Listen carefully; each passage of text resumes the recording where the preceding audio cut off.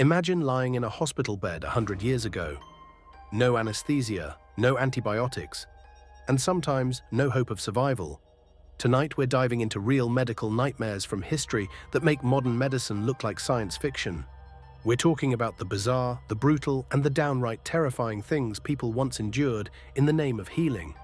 If you've ever thought doctors had all the answers, these stories might change your mind. Let's start with trepanation. Ancient surgeons believed drilling a hole into your skull could cure everything from migraines to demonic possession. In some cases, people actually survived. Archaeologists have found skulls with healed bone around the hole. But imagine lying still, fully conscious, while someone scrapes into your skull with a crude tool. That's not a cure. That's a living nightmare. Fast forward to the early 1900s. Women working in watch factories were told to lick their paintbrushes to keep the tips fine while painting glow-in-the-dark dials with radium. Managers promised it was safe, even healthy.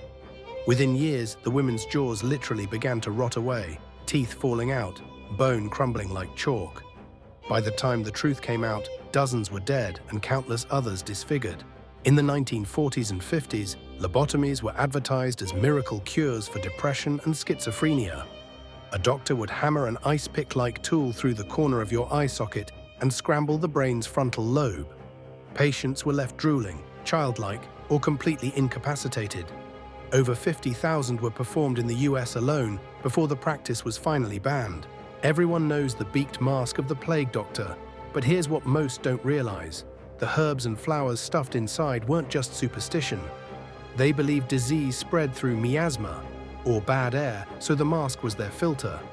But it didn't stop the plague. Doctors walked into infected homes dressed like nightmares themselves, treating the dying while their own costume became an icon of death. Syphilis, skin conditions, even toothaches.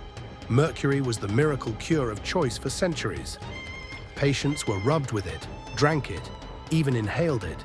Symptoms: drooling, madness, organ failure. In trying to cure disease, doctors poisoned their patients slowly, and still it was standard practice for generations. If you're glad you live in the age of modern medicine, hit like. Share this with someone who hates hospitals just to remind them. It used to be so much worse. From skull drilling to radioactive paint, history proves one thing. Medicine has always walked a thin line between science and horror. The next time you take an aspirin, remember, you could have been prescribed mercury instead.